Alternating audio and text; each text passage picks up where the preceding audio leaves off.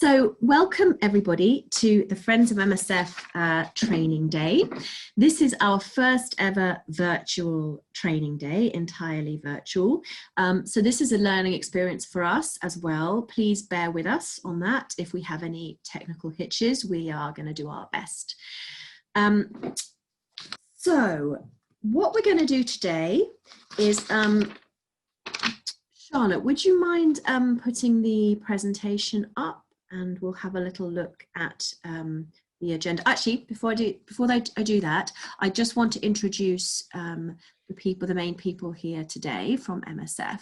So my name is Pam O'Brien, and I've been working at MSF for about 6 years, and I look after public engagement and the association, and part of that is working with you, the Friends of MSF, which is one of my favourite parts of the job, I have to say, because yeah, it's just great to work with you people, you young people full of energy and ideas. We also have Charlotte, who you can see there. If you wanted to just take yourself on mute quickly, Charlotte, and introduce yourself. Hi everyone, I'm Charlotte. I work with Pam in Public Engagement and Association, normally in the London office, but currently down in Cornwall, which is much nicer, it has to be said, although I do miss everyone there. I work slightly less with you guys, although you'll know me through the speaker requests, hopefully, and a lot of newsletters on my part. Thank you, Charlotte. Katrina, if you're able to turn on your camera, I just want to introduce you to Katrina, who is also on our team. Oh, hi there. Sorry. We have camera issues with Katrina's. If you can't do it now, just say hello, Katrina. Hi, I work with Pam and Charlotte on public engagement. I'm particularly involved in schools, and it's great to meet you all. I think this is going to be a really exciting day. Thanks, Katrina. And we also have Isabel Simpson here, who you can see, who is the General Director of our Irish office. So if you wanted to just say hello, Isabel. Hi, everyone. Greetings to everybody from Dublin this morning. My name's Isabel. I worked in the field for 25 years, a lot of that time as a head of mission, and I came to Dublin to head up MSF Ireland about 2 years ago now. So great to meet everyone today. Thanks. Thanks, Isabel. Right, Charlotte, if you wouldn't mind getting the main presentation up, and then we'll get on. So we've got a really packed agenda, as you can see today. So what we're going to do is, if we go through to the agenda slide, please, Charlotte. I'll just quickly take you through what we're doing. So we're going to have an introduction to MSF, where I will show you I'll give you an overview of MSF, and these are actually slides that you'll be able to use when you do presentations for MSF. So it's very useful for you to see those. Then Isabel is going to speak for about 5 minutes on some of the issues facing MSF at the moment. We're then going to talk about support and resources from HQ, so all the things that we can give you that you can use when you do your promotion of MSF. Then we're going to have a session on top tips for fundraising from someone who works in our fundraising team. Then Charlotte, who you met just now, is going to talk about how you can get the things you're doing for MSF into your student newspapers and similar. We then have a video from our social media officer, who is going to talk about how you can make the best of social media. She's unable to be here in person, so we have a video that she's recorded, which should take about 5 minutes. So we're going to show that, but she's usually always at these events, and she's very sorry. We then have, if you've just joined, if you can make sure you're on mute, please, that would be lovely. Thank you so much. We've then got somebody called Liz Harding, who's going to talk about our work with the immigration bill. And interestingly, at the same time, we also have Donal from our Irish office, who's going to do a breakout group with, so to take you into a separate room, all the Irish groups, to talk about what they're doing in terms of advocacy on immigration and similar in Ireland. So that's also why it's very important that you need to make sure you have your university group added to your name on Zoom, so I know which people to put into that breakout group. We then have a morning break. We then have a very interesting session called Stories from the Field, where we have an MSF doctor, a nurse, and a logistician talking about what it's really like to work for MSF in the field. And interestingly, our logistician is from Iraq, and he's going to be dialing in, fingers crossed, from Iraq, which is very interesting because that will give a very different perspective. And we have a video backup if the connection doesn't work, but fingers crossed. That's one of the beauties of doing an online event, is you can have people from all over the world joining. Okay, next slide, please, Charlotte. We then have a lunch break. And then we have Take Action for Refugees. The chair of that group will talk about how you can get involved in that campaign. We then have 2 alumni presidents who had very successful groups at Imperial and at Cork, who are going to talk about top tips, what they found works well for Friends of MSF. We then have Katrina, who you met just now, who's going to talk about schools outreach and also missing maps, which is a very useful thing and a good activity to do in the time of Corona, obviously. We then have a very popular, what's usually one of our most popular sessions, which is about HR. So how you can work for MSF, how you can start preparing now, what kind of jobs there are, what sort of career prospects, etc., etc. We then have an afternoon break. We then have our Access to Medicine campaign. So that's obviously very, students often get very involved in that, including the COVID vaccine campaign, which is particularly interesting because it's all about the vaccines that are being created at certain universities. So there's a way you could get involved in that to make sure that people have equal access to those. And then we have our brainstorming session at the end of the day, which is very useful, whereby all the stuff you've learned today, you can take into that brainstorming session and use and think about plans ahead for the term ahead, and also thinking about how you can collaborate across groups. So that is what we're doing today. So we better get on with it. Okay, so I am going to do a quick introduction now about so I'm just checking the timetable, about MSF in general, and then I will hand over to Isabel.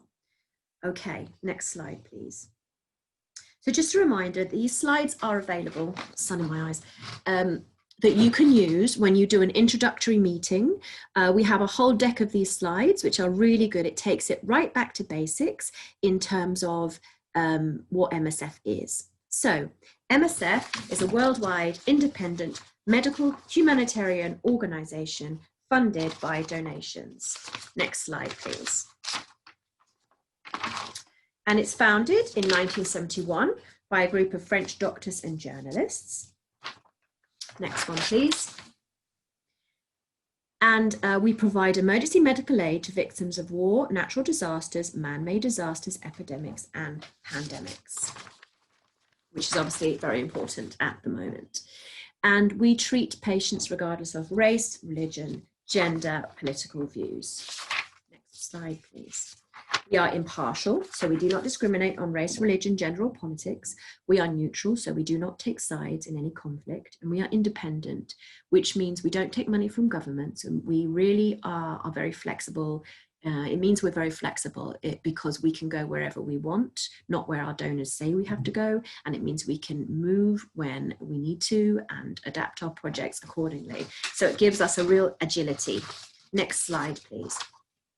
So this is just a snapshot of where we work. So you can see we work in lots of the world, many, many, many countries. We are a big organization, and we have 5 headquarter offices in Amsterdam, Barcelona, Brussels, Geneva, and Paris, which directly support our programs around the world.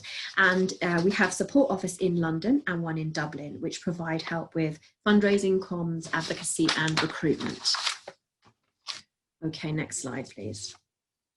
So this is interesting. In terms of the makeup of our staff. As you can see, we have a lot of non-medical staff there as well.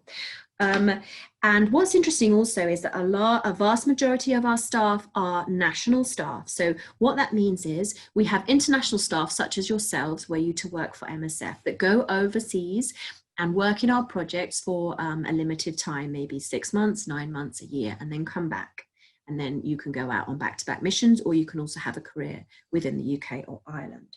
But the vast majority of our staff are national staff. They live there and work there all the time, and they have a lot of local expertise.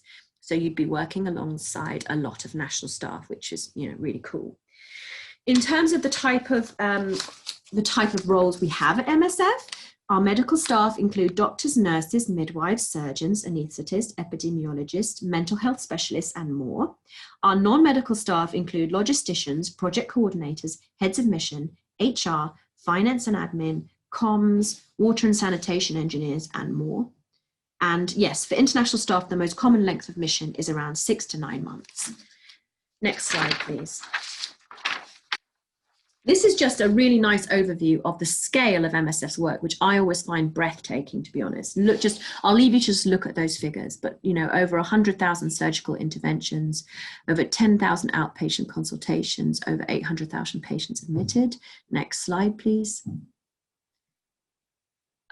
Over 1 million emergency room admissions, and yeah, you can see over 70,000 children put on our feeding programs and over 400,000 mental health consultations. Next slide, please. And yeah, very important, over 1 million vaccinations against measles, over 2.5 million malaria cases treated, over 300,000 relief items, and look at all those babies, look at all those births that we've assisted around the world in just 1 year. Really is breathtaking. Yes, next slide, please, Charlotte. So this is interesting. You may be aware that we actually won the Nobel Peace Prize in 1999 for our work. And we also have a very strong culture of témoignage, which means bearing witness in French. So if I read you this quote, silence has long been confused with neutrality and has been presented as a necessary condition for humanitarian action. So from its beginning, MSF was created in opposition to this assumption. We are not sure that words can always save lives, but we know that silence can certainly kill. So témoignage, what do we speak out against? We speak out when we witness acts of violence against individuals, and when we speak out, it's based on our accounts and our medical data. So it has real power. It's what we have seen when we're there. We speak out to highlight forgotten crises, the ones we don't see in the headlines, to demand access to people trapped in conflict zones, to mobilize other aid organizations, to draw attention to weaknesses in the aid system, and to campaign for fair access and essential medicines for all. Our history is we were formed by doctors and journalists, so we've always had that side of things. We were speaking out against atrocities committed by the Nigerian government during the civil war there in the 1960s. So we very much have that culture, not just of medical aid, but also of witnessing what we see. We do have to be careful sometimes with témoignage. It can get us in trouble, and it's always a balancing act. For example, certain countries we've been thrown out of, for example, Myanmar, when we spoke out against the government. So it's a very delicate balance to strike. Okay, that is an overview. If you continue, please, Charlotte. What I will do now is I will hand over to Isabel if she could unmute herself, and she's going to speak for about 5 minutes on current priorities. Thanks, Isabel. Thanks, Pam. Good morning, everyone. Because I only have 5 minutes, I'm not going to have slides, so I'm just going to talk a little bit about the hot topics in MSF at the moment. And of course, what better one to start off with than COVID-19 and the global pandemic that we all find ourselves in at the moment. It has indeed presented us with challenges, numerous, that we haven't encountered before. And many of the countries that we're operational in remain at the moment in the top 10 in terms of cases globally, mortality, etc. So countries like India, South Africa, Brazil, Iran, Indonesia are still all experiencing very heavy caseloads and mortality. Other challenges connected to this, I think the two biggest ones were getting sufficient supplies, PPE, personal protective equipment, gowns, face masks, face shields, gloves, etc. There were worldwide shortages because suddenly not only was MSF trying to procure PPE, but every government and Ministry of Health in the world was trying to procure PPE. Then we had to be able to get these supplies to the field projects where they were most needed. And of course, at that stage, as you all know, air travel had become very difficult. Borders were closing down. Countries were not allowing international flights to land, and so forth. This also presented us with quite some difficulties in moving people globally as well.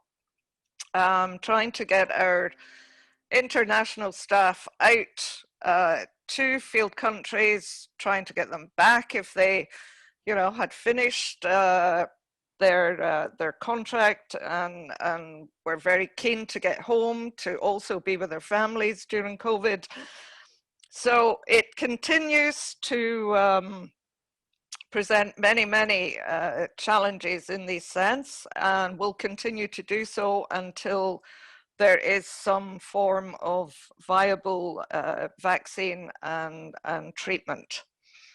I'm going to move on now to search and rescue, particularly in the central Mediterranean. MSF has been involved in this for a number of years, off and on, because we keep getting our boats impounded or you know, stopped from being able to sail for various legal and other reasons. So we started a new search and rescue operation with a new boat called Sea-Watch 4, round about the beginning of August this year. And so far, since then, Sea-Watch 4 has rescued over 550 people from very precarious situations of trying to cross the Med in rubber dinghies and fishing boats and various other overloaded and totally unsuitable forms of transport to get across the sea. Most of them at the moment are coming from Libya, which of course is a country in conflict and not a safe port of return either. A lot of these people are picked up by the Libyan Coast Guards, who take them straight back to Libya. And of course the cycle of trying to get out of that situation, not be detained in camps in Libya, begins all over again. On MSF's side, we are actually at this very moment waiting to hear if Sea-Watch 4 has again been impounded again. Because of COVID, we are being forced to comply with all sorts of quarantine regulations, which of course are necessary, but there can be added obstacles put in place and bureaucracy by various European governments that we need to use the ports of. And in some ways, yeah, COVID is almost an excuse then for delaying the actions and the very much life-saving actions that are still needed in the Central Med today. And it is, you know, in many ways too, a form of criminalizing humanitarian aid when, you know, we don't have cooperation from safe ports to be able to disembark these people. And of course, under maritime law, it's also a criminal offence to not rescue people who are in trouble, very serious trouble, and danger of loss of life in these conditions. Syria is also still very much on our agenda as well. A country which has now been in conflict for quite some years and has been subjected to a huge not only external movement of people, but also internal. At the moment, Syria, access to provide humanitarian assistance in Syria is extremely difficult. And our projects today, in many ways, are run by what we call remote control. So we have to try and support local actors on the ground as much as possible, because we are not physically able ourselves to get in there and provide the care. Finally, I just want to mention a little bit about Bangladesh. We're now just over 3 years on from a massive movement of the Rohingya population from Myanmar, formerly Burma, across the water into southern Bangladesh. The Rohingya were fleeing Myanmar this time due to a lot of persecution from various government and non-government armed groups within Myanmar at that time. Villages were being burnt down. And the Rohingya really are, I think, one of the world's true stateless people. The majority of them would have been born and brought up in Myanmar, while ethnically they are from southern India, Bengal, and they are, of course, a Muslim group as well. They're not considered by the Burmese to be citizens of Burma, and they're not considered by the Bangladeshi authorities to be true citizens of Bangladesh either. And for many years, there has been population movements involving the Rohingya back and forwards between Burma and Bangladesh. But in 2017, we saw one of the biggest mass movements that have ever been experienced. And this has resulted in one of the biggest refugee camps globally, a place called Kutupalong Camp in Cox's Bazar in Bangladesh. Now, if you can imagine a town being built without any services, no water, no electricity, no sanitation, no roads, and then 800,000 people are moved in to live there, you have Kutupalong Camp, because that's basically what happened. It's now 3 years on, people are still living, okay, the situation is a little bit better, but they're still living in bamboo and plastic huts, 800,000 people in very dire conditions. And we have not only clinics within the camp, but also a big referral hospital just outside the camp too. I'm going to stop there at the moment. I could speak for quite some time more. It's just a little snapshot for you of some of the work and the issues that we face at the moment. And if anybody has any questions, please put them in the chat, and I'm very happy to answer. I will be online during the day. Thank you so much. Thank you, Isabel. Sorry, just unmuting. Hope you can all hear me. Thank you very much for that little overview. Okay, so as you can see from what Isabel says, we've certainly got our work cut out, but we always do, really. Obviously, the added bonus of COVID-19 at the moment is making things extra complicated. Right, I'm going to spend 5 minutes talking about support and resources, which is obviously very important. So how we can support you to support MSF. Okay, next slide, please, Charlotte. Right, so merchandise boxes. I'm going to talk a bit about the stuff that we've got that could be useful for you. Now, every year we send a box of resources to one of the presidents of the group for every group. Now, obviously, COVID-19 means that you may not be using resources in the same way. However, you might want to use some of the resources amongst your committee or save some of them for a future time, maybe next term. Who knows when things will get a bit more back to normal. In any case, we have sent you boxes. They should be on their way to you. If you haven't received it, you should receive it in the next week. If you don't know if you've given me your address, let me know and I can check, but I'm pretty sure I have most addresses for most groups. They have t-shirts, posters, stickers, tote bags, all sorts of goodies in there. So that's the first thing. We also have a handbook. Now, I have sent this out, but I can certainly send it out again, but it is instructions on how to run your group with lots of good ideas in there. I just want to point out at this point that everything that I'm referring to today, all the resources, everything that's online, that is, which is most things, will be sent to you in a post-event email after the event next week. So links to everything that you need will be sent out. So all of the photos I refer to, etc., will be sent out. So don't worry too much if you haven't got these things just yet. We also have photo collections. As I mentioned, we've got a vast database of photos, so you could do some kind of online exhibition.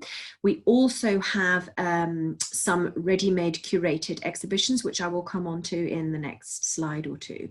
We have a library of films, documentaries, so you could do an online film screening event. We also have some short video clips. Now, I know most of you are doing online Freshers Weeks this year, or Freshers Days. So we have some resources we've put together so you, because I know you've been asked to produce video messages, which you can use. We also have a couple of doctors who we've asked to record a personalized message, and they should be producing that for us next week, which basically says, welcome freshers, we work for MSF, you know, get involved in Friends of MSF. So we'll be sending that out because I know that's going to be useful for you. We also have downloadable literature on our website. If you go to the the universities groups section on the MSF website, you will find some leaflets and things there that you can download and posters, but also we'll be sending links to all the leaflets that you receive in the merchandise box. We'll be sending PDFs to those as well. So you've got online resources there. Next slide, please. Okay, requesting speakers. Now, obviously, I know a lot of you do a lot of speaking events, which is wonderful because you really spread the word in that way. Now, at the moment, we're not doing any in-person events. We're not sending any speakers out to do in-person events, which is a real shame, but obviously that's the restrictions that COVID-19 brings. However, the flip side of that is that you can have speakers from anywhere, all across the country, all across the UK, Ireland, even overseas, to speak at your event. So we are certainly still able to provide speakers for you. So there is an online form. If you just Google speaker request or speakers MSF, you'll find it on our website. So you can certainly still request speakers. Next slide, please. This is the photo exhibit that I mentioned. We've already got a couple of curated ones. One is on Yemen. And then if you go to the next slide, please, you'll see there's one on the Rohingya as well. So those are both in person. Obviously, you're not going to need those at the moment, but also online. So we'll send links out next week for those. Next slide, please. So this is, wow, I can't read that. Okay, so this is a malnutrition game. So this is a really good kind of role-playing scenario game. And this is something that you can do as an online event. So in this case, imagine you're working in the field with MSF in South Sudan. You need to set up a feeding program in response to widespread malnutrition. Each card ends with a choice between two actions, which takes you to the next card. And this was devised by one of our doctors who worked in South Sudan on a malnutrition program. So for example, I can see from my notes here, you've got those A and B options, which you can't read there, but it basically says, do you arrive to set up this feeding program? Do you A, survey the population and establish the number of children under 5 years who are malnourished, or B, ask to talk to the local community leaders for more information about the situation? So you decide which one, and it takes you off on a journey. And that's a really popular game that you can play. We can send you, and you can do as an online event. Next slide, please. Okay, this is another case study. This is something that the lovely Katrina put together, who you met earlier today. And this is all about Rwanda. So it is a bit grim, but it is a real life case study of MSF. We were working in the camps outside Rwanda in DRC. And there we had some dilemmas about what to do there back in 1994 during the genocide. So I'll just read this bit. We had up to 1 million refugees arrived in North Kivu, DRC. Several MSF sections were working in those refugee camps. Cholera broke out. MSF teams felt uneasy because of the visible pressure, intimidation, and violence in the camps, which were being run by the militiamen responsible for the genocide. If MSF remained in the camps, would they be aiding and abetting the perpetrators of the genocide? And yet, given the cholera outbreak, shouldn't MSF stay to provide medical care? So these were the real life dilemmas that we faced. So this is a really good case study that you can take and discuss in breakout groups and do as an event that really showcases, you know, the problems that MSF has and has had in the field. Next slide, please. We've got a lovely blog site full of really amazing stories from doctors in the field. So you can create some kind of newsletter that you send out to your members using these sort of stories. It really shows what it's like to work for MSF as an international staff member. Next slide, please. We have podcasts, we have a general Facebook page, we have a presidents and vice presidents Facebook group. If you are on Facebook and you are a president or vice president, you should be in that group. And if you're not yet, then let me know and I can add you. It's just a way for me to stay in touch with you all. We obviously have the usual social media channels. And then a new thing I'm thinking about setting up is the WhatsApp group for presidents this year as just a more direct way of communicating with you all and sharing ideas. So I'm going to be hopefully setting that up next week. Next slide, please. There's some really nice books that you can read. Again, I'm going to be sharing these slides, so you don't have to take notes if you don't want to. I've read Band-Aid for a Broken Leg. I thought that was very interesting. Gives you a really good idea of what it's like to work for MSF in certain projects. But those are some nice reading material for you. Next slide, please. Okay, memorandum of understanding. Now, this is quite important. When you become a friend of MSF, you do enter into an agreement with us. You are a supporter group, first of all, of MSF. So you do not represent MSF, the organization, exactly. You represent this as a supporter of MSF. So you use the Friends of MSF logo. You do not, please don't use the MSF logo. Now I say that, but I caveat the fact that even as a supporter, not an actual representative of MSF, you still are in the sphere, the world, looking like you're part of MSF. So you just need to respect that and be careful, especially with social media, of what you are posting. Let me explain. We deal in some countries with some difficult political issues. So you just need to be careful. For example, if you posted something on social media criticizing a particular government and you did it under the Friends of MSF banner, it could jeopardize, I mean, this is an extreme example, but it could jeopardize our programs because that's global. Somebody could see it from that country and say, MSF's criticizing us. We're not going to let MSF have access to those populations in our country.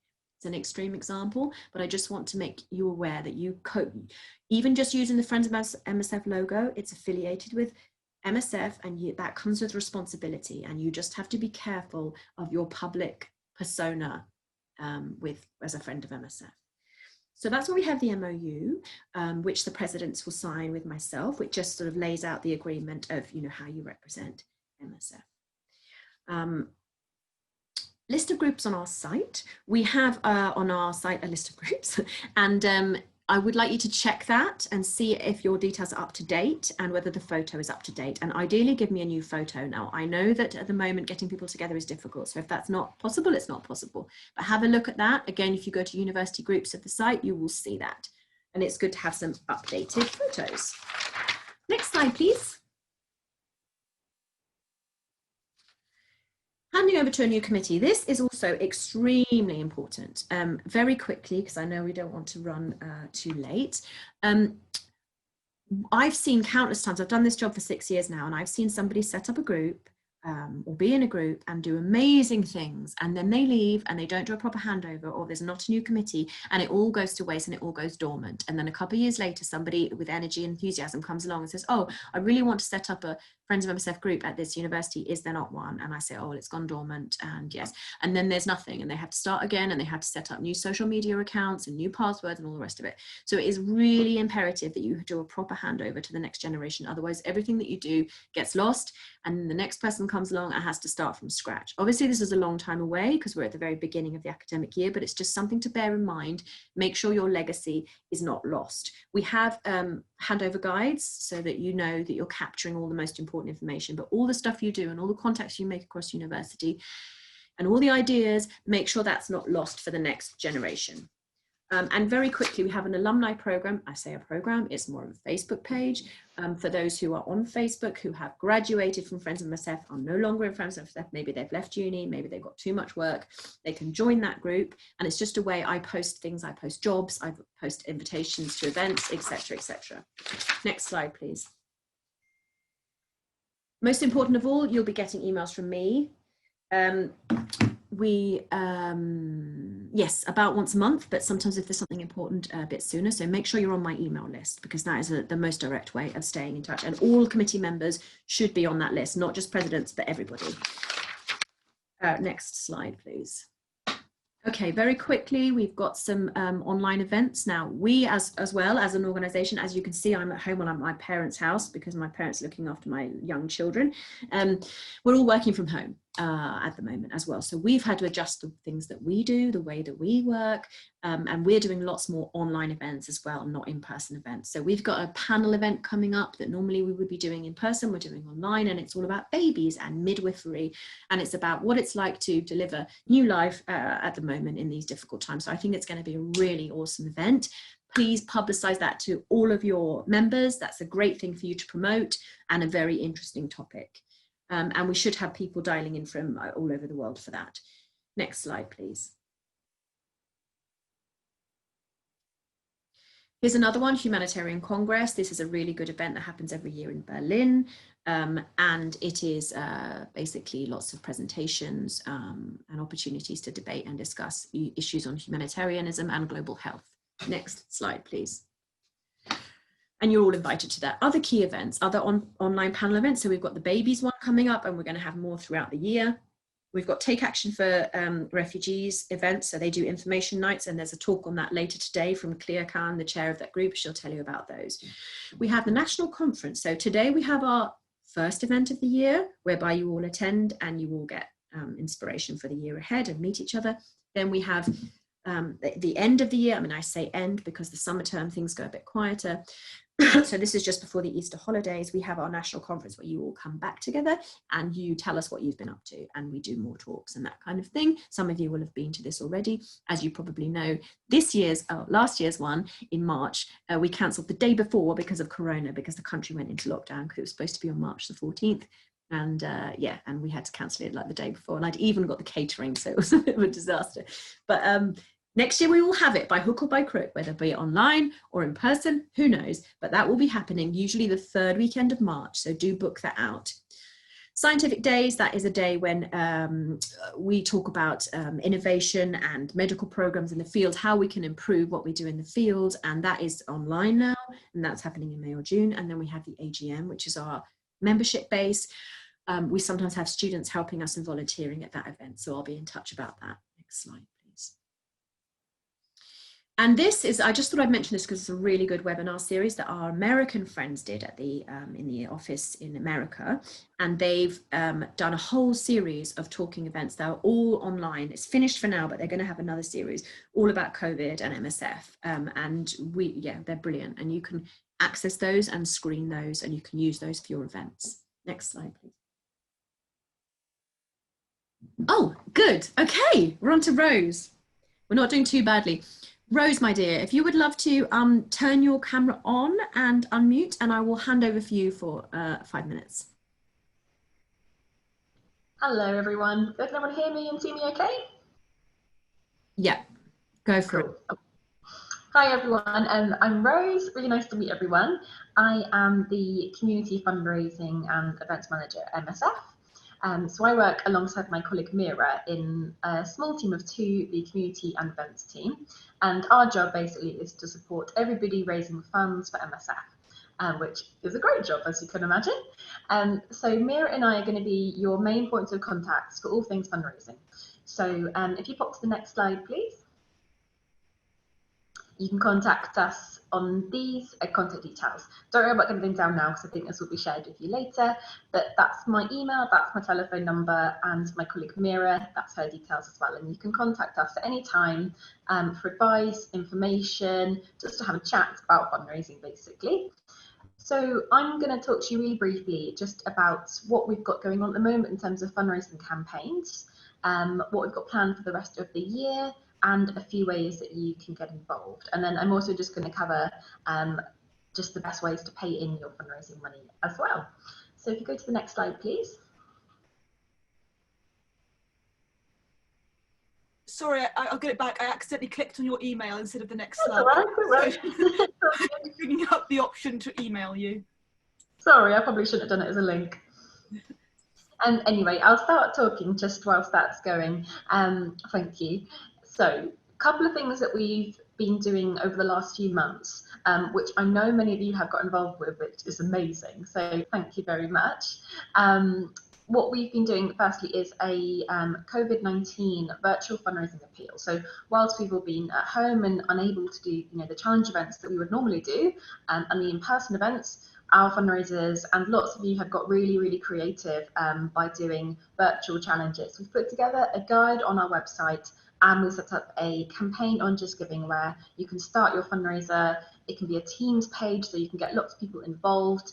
We've had some really, really creative ones, as I said, and I know lots of you have raised money for us in this way. So yeah, thank you for that. Just wanted to say that. And if you did want to get involved in this, it's not too late. We still have people signing up all the time, so we really appreciate your support on this. And the money that you raise for this campaign will go directly to our COVID-19 response in over 70 countries worldwide. If we pop to the next slide, please. Thank you. Another campaign that we've got running at the moment is our Yemen emergency appeal. So as you've kind of heard a little bit already so far, Yemen is obviously a country which we are really focusing on at the moment, and the outbreak of COVID-19 in Yemen has been absolutely disastrous for our programs and for the people living in Yemen. So we're really focusing on raising funds specifically for Yemen at the moment.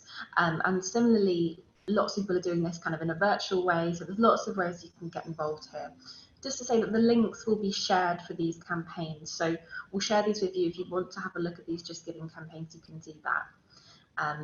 So a couple of other things that we're doing later on in the year, I've just put a logo there for streaming. So we are actually working on at the moment launching a streaming and gaming campaign. This kind of ties into all the things we're doing kind of in the online world at the moment to really make sure that we're still raising money for MSF and still offering our supporters fun and exciting ways to get involved with us. So the logo I've got done there is from our US team, who have already started doing this. And what we're going to be doing is we're going to be launching an event in around November time.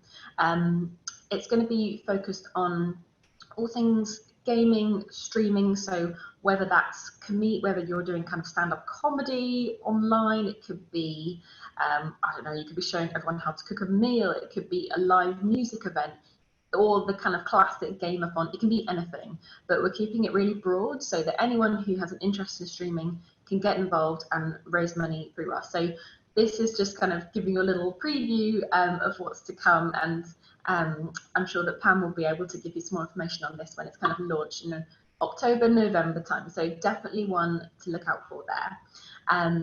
We also just wanted to say that Christmas obviously is coming up. This is a great time to focus on raising money for MSF as people are in the mood for giving. It's it's a traditional time to give money to a charity. So if you're thinking of doing something around kind of the festive season, it doesn't have to kind of be specifically Christmas, just kind of the festive season, then that can be a great one as well.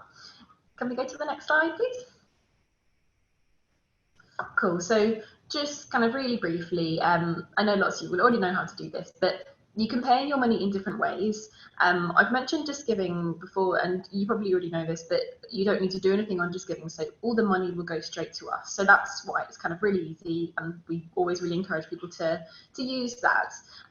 But you might be doing some fundraising offline, for example, or you might have raised money in a different way. So these are the 3 best ways to paying your money. You can do this directly online. You just go to msf.org.uk/donate. You select single donation, and then it will take you through to the next page. And on here, you have the option to select on behalf of a company, trust, religious group, school, or group. And here you just select group, and make sure you type in the name of your Friends of MSF group. If you don't put this in, we won't know where the money's come from, and we really want to make sure that we keep an up-to-date record of the funds that you've raised, so we can thank you and congratulate you. And so, yeah, you have a good record of that. So please make sure that you do tell us what university you're from. Similarly, with a bank transfer, you can get in touch with myself or my colleague Mira to request our bank details. We'll give you a reference to use, and this is just your supporter number, and that will make sure that in the same way as doing it online, we can track the money that you sent in and make sure that it's on your supporter number, and that we can thank you for it. And that's just a really important thing to note. The last way, if we want to go a bit more old school, is by cheque. You might have a cheque, and you can send that directly to make it out to Médecins Sans Frontières and send it for attention of Mira Patel to the London office. I'm sure you have the address of the London office, but if not, we can supply that to you. So I'm trying to keep it quite brief because I know we're quite short of time. So I think that's a quick summary of fundraising. I'm trying to leave a couple of minutes if anybody has any questions. You can pop them in the box down there, and I'll be kind of sticking around for a little while afterwards, so I can always reply on here. But if there's anything anybody wants me to cover now, I'm happy to do that. Thank you. Thank you so much, Rose. That was really, really useful. A good synthesis of fundraising for MSF. As Rose says, she will just be on hand if you've got any questions. She'll be keeping an eye on the chat for a few minutes. Let's move on now.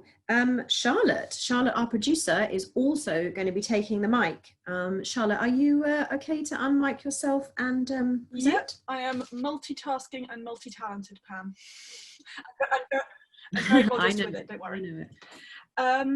So, writing for MSF. The idea of this came out of, I think it was the last, not the unfortunately cancelled annual conference, but the year before. One of the things that kind of came out of the feedback from the Friends of MSF groups was more of a desire to get involved in terms of advocacy, and not just kind of putting on events, although you do incredible events. So we kind of upped the amount of petitions and letters we shared, but this is a way to take a slightly more active role if you're interested in it, and to develop a really valuable skill, and connect to, and for our perspective, to connect to a new audience in terms of our communication strategy, which is your student newspapers. Every university has them. They are both online and in person. I'm going to assume not in person currently, and they are often really widely read. By connecting with teams of student journalists and maybe even writing something yourself, you can help us to connect with a new audience, so humanities students primarily, and develop new skills which you can put on your CV, you put on your LinkedIn, and kind of do something just a little bit different. Many student newspapers will cover both campus-specific content and wider news, and so what we're trying to do is come up with a programme which allows you to hit both of those areas. So how will it work? It does sound great. There's lots of different ways, essentially. It depends on your commitment, your interest, and your capacity. You can mould it to suit your interests as individuals and your interests as a Friends of MSF group. The very simplest way is to tie in with existing events. If you're putting on one of your wonderful speaker events, reach out to your student newspaper. Say, we have this person coming to speak. It's going to be a really interesting evening or afternoon. Would you be interested to come along and cover it? Very easy, quick email on your part. They can choose not to, or they can choose to. Either's great. Same thing, but you interview them. They're coming to your campus anyway, or they're speaking to you online anyway. and could you take the time, an extra 45 minutes at the end, to have a chat to them, to interview them, to learn more about their stories, to develop things they've mentioned in their presentation, and potentially put something together for you to publish in student newspapers. And more proactively, I spent about a couple of weeks last year putting together a list of field staff who work for MSF, who have graduated in the last 10 years or so. And what I did was I approached them all and I recorded where they went to university. I did quite a lot of stalking people on LinkedIn, and what they studied. So if you are, for example, in Birmingham University and you're interested in interviewing or speaking to an alumni of Birmingham University, you can contact me and I can connect you with a recent graduate who from Birmingham, which is very applicable to the kind of campus newspapers who want to focus more on relevant information for them. Could cover the journey. They're from Birmingham student to MSF field worker. I think it's something people will be really interested in hearing about. And as Pam mentioned, we have a blog site. A lot of our field workers are very used to writing about their experiences. And they're delighted to spread word of MSF however they can. So perhaps they might agree to write an op-ed or an article for their ex-student newspaper, in which case you don't even need to do the writing. It's just about taking the initiative to connect those two, the newspapers and the field staff. And then finally, slightly more complexity is particularly I've noticed in medical fields and degrees, it's quite common to have a subject-specific student newspaper. So I studied classics at university personally, and we had a classics newsletter. It was just as cool as you're imagining it was. And if that's something you'd be interested in, MSF has so many experts in our field in malaria, TB, HIV, you name it. We have brilliant people who can discuss it. So if they would be interested in writing for a subject specific newsletter or newspaper in a slightly more academic perhaps perspective, specialized to that particular subject, then I'm very happy to try and find you someone who could do that. As I say, people who work for MSF love spreading word of MSF, and that's one of the great things about it. So there's always someone who has something exciting to talk about. And the final one is press releases, if you're interested in this. So this is a little bit more classically journalism, but we have an incredible press team. They are, I think, 5 people, and they punch way above their weight. And they regularly, as you'd imagine, produce great press releases, which they send to journalists all over the UK. And if you're interested, we can add you to that mailing list to receive those press releases and turn it into some really exciting, engaging content for your student newspapers. So we hope that I hope that this opportunity is something that's beneficial to us, because it allows us to spread word of MSF, and really beneficial to you. Medicine, as many of you are, nurses and midwives and doctors, is obviously a very practical subject, but writing about your work is also incredibly important in both an academic and a narrative sense. And I think that this is a way that we can help you develop those skills. And so just to finally finish, these are 3 of the examples we had last year. I don't know if we have anyone who helped put these together, but here we have the Chatty Student, a blog which is run by Edinburgh-based students and doctors, and they interviewed John Buckles, who is an MSF surgeon, about his experiences working as a surgeon and his career progression. The Kinesis, UCL life science, you can see, so that was a student specific, used work from MSF's Access campaign to discuss the lack of treatment for drug-resistant TB. You may remember the No More Chili Challenge of last year. That was tied in to that, and we were able to offer support. And finally, this was from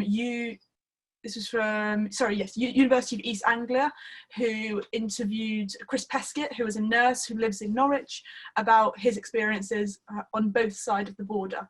And so this is just some of the really exciting examples of the work that students were able to do to spread work of MSF spread word of MSF and to engage their student populations in an entirely new way. I will be here for the entire time. If you have any questions, if you'd like to know more, if you'd like to get involved, please let me know. Great, thank you so much, Charlotte.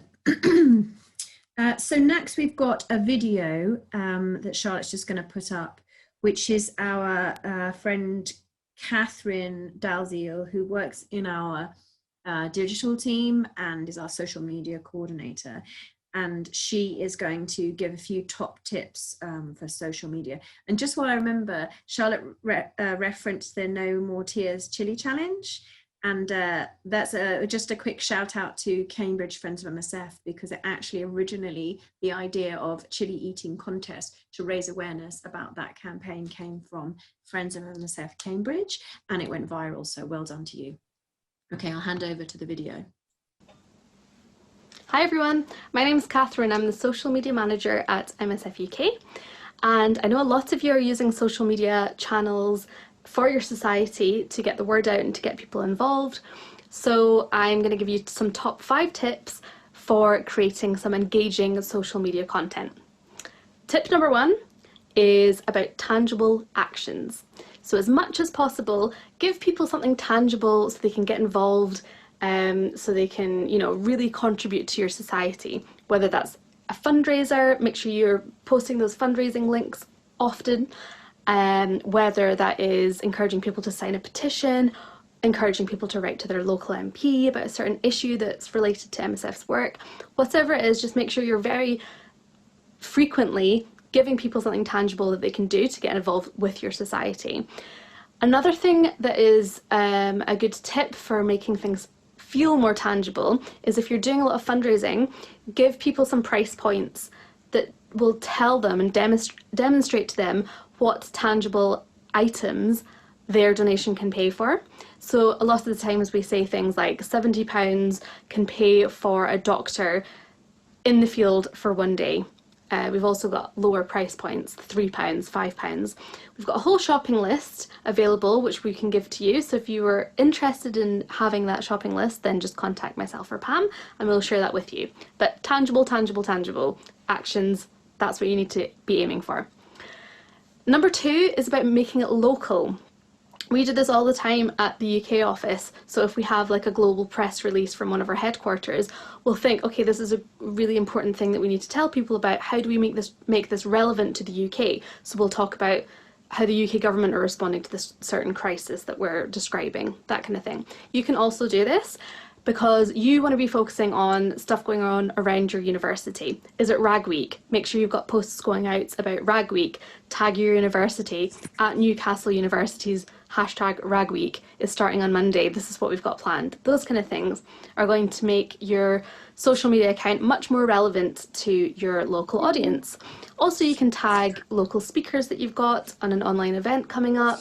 You can tag a local business that might have donated some thing for a raffle. Whatever it is, just make sure you're trying to keep what you're posting about local where possible.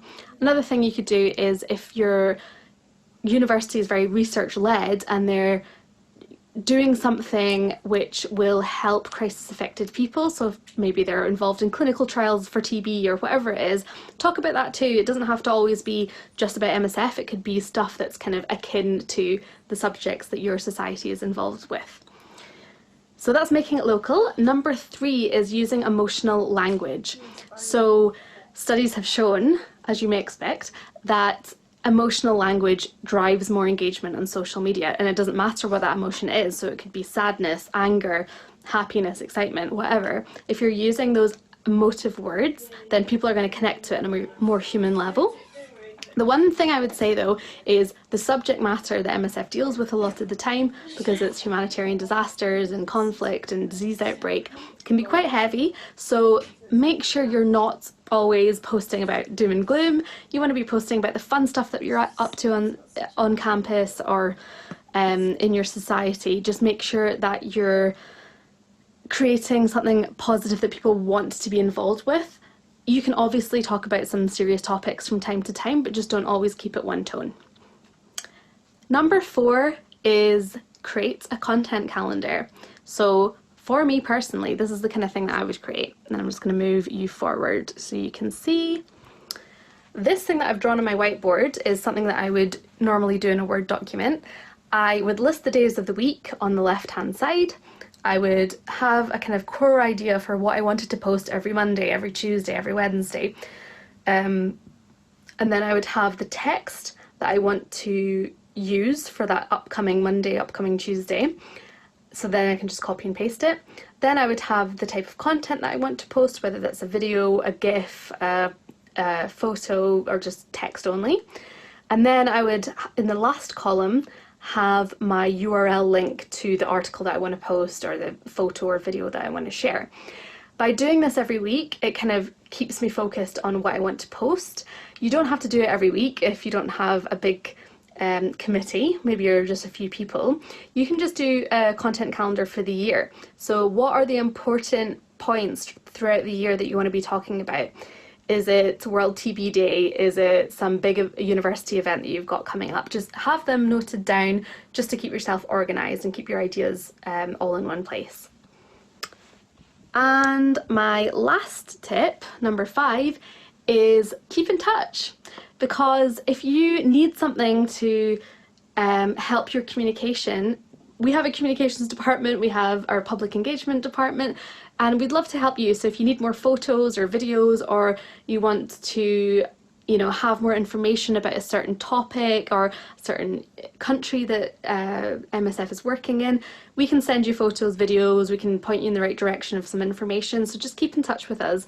And we always love to hear your ideas as well. I don't know if any of you have seen the amazing idea that the Society at the University of Cambridge came up with last year, but they decided that they were going to come up with this chili challenge, which was to try and eat a chili without crying, and then use the hashtag No More Tears to try and lobby Johnson & Johnson to drop the price of bedaquiline, their multi-drug resistant TB vaccine, which was ridiculously overpriced. They've now dropped that price point, which is absolutely fantastic. And who knows if the chili challenge helped that decision, but you know, it might have played a part, and it was a really fun, creative idea that then loads of other people took on, including in the MSF offices around the world. So if you've got fun ideas like that, like, contact us, let us know that you're doing some big fundraisers. We always love to hear what you're doing, and if we can send you some content, then we will. Thanks very much.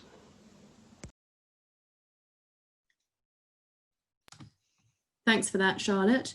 Right, next we have Liz Harding, who is our humanitarian representative, who is going to be talking about the immigration bill campaign. Liz, are you there? I am, but hang on a second, let me... Okay. And yes, I'm here. Thank you, Liz. Yeah. In the meantime, what's going to happen, hopefully, this is the first time we've tried this, is a breakout group for our Irish contingent. That is those who are going to university in Ireland. And I'm going to put you into breakout group now. And you're going to go off into a separate room where the communications manager for MSF Ireland is going to talk to you about campaigning in Ireland, because this particular subject that Liz is talking to the group about is UK based. So I am going to try and put you into breakout groups now. Just bear with me on that. Just give me a couple of minutes. If you haven't put your name of your university group, please do that right now. And anyone who looks like they're from an Irish university, I'm going to pop over into the breakout group now.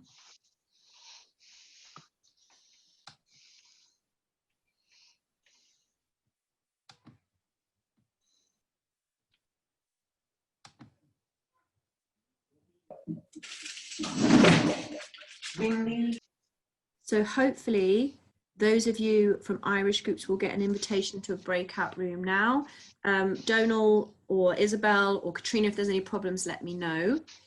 In the meantime, I think we'll crack on with Liz's talk. Great, thanks, Pam. Can you play the video first, and then they can have me back? Yes, Liz. Charlotte's looking after that.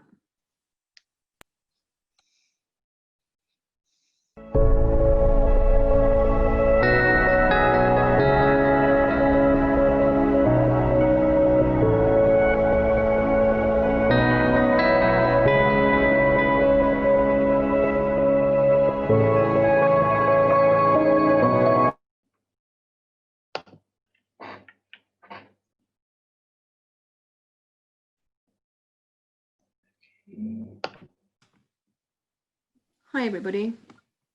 Hi. Do we have some Irish groups here? Let's have a look.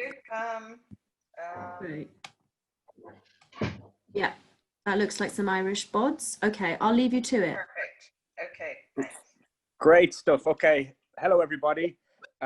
Welcome along to the Irish Advocacy session.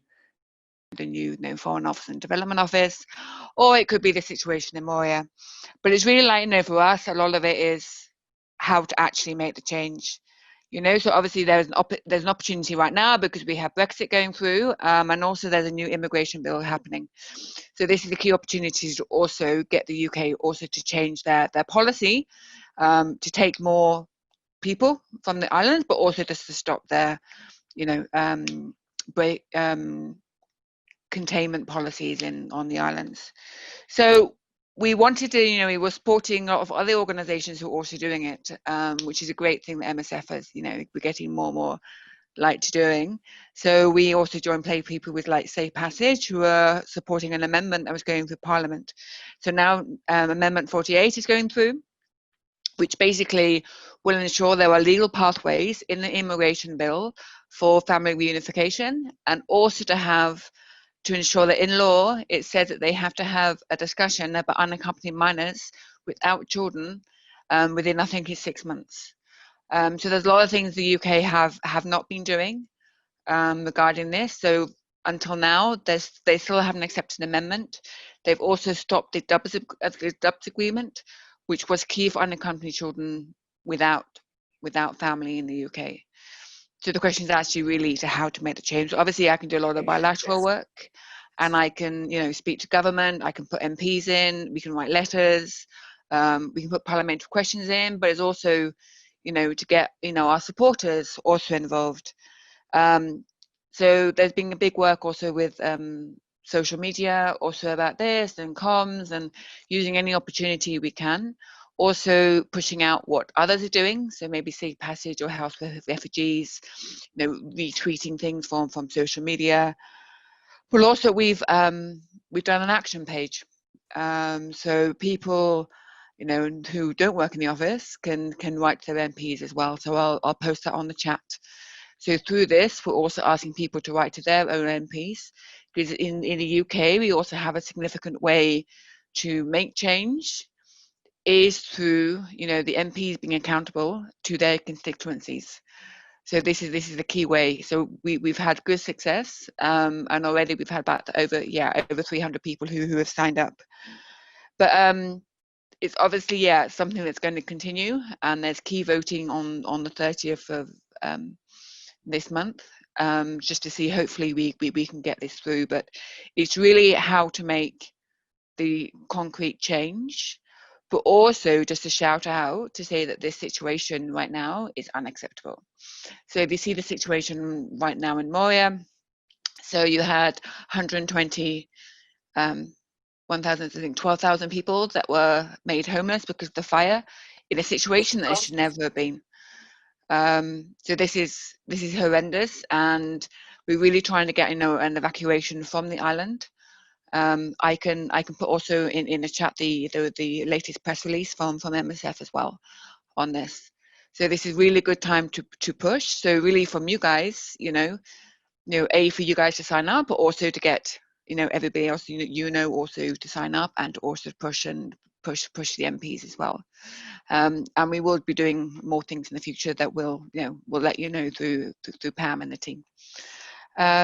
So it's just if you have any questions, I'm around for a little bit, but if there's anything later, then be in contact with Pam and Charlotte, and they can let me know. Okay, thanks. There's one question, and that is, can international students also write to MPs? Anybody, anybody, from as long as you have an MP, you write to your own MP. Okay. So on the site, there is, all you have to do, I think, is just put your postcode or your address in it, and then it automatically tells your MP. So you don't even have to do loads of finding out as well. So I'll post that now, and hopefully we can get a tsunami of letters to the MPs who can then, hassle the government to do the right thing. Brilliant. Thank you so much, Liz. Short and sweet. That's brilliant, because we're actually running over time. So yeah, if you can hang around for a little bit and see if there's any questions in the chat. Yep. Okay. In the meantime, I think we're going to have a quick break. As you see, we're running over a bit. So it's going to be a 5-minute break, just a quick moment to get coffee, go to the bathroom, and we'll see you back here at 11:20. So in 5 minutes time. So, and yeah, just stay on the call. Don't, if you possibly can, don't disconnect, because we're trying to put you in breakout rooms for another session. And if you leave, we can't add you to breakout rooms, but we'll see you in 5 minutes, everybody. Thank you very much.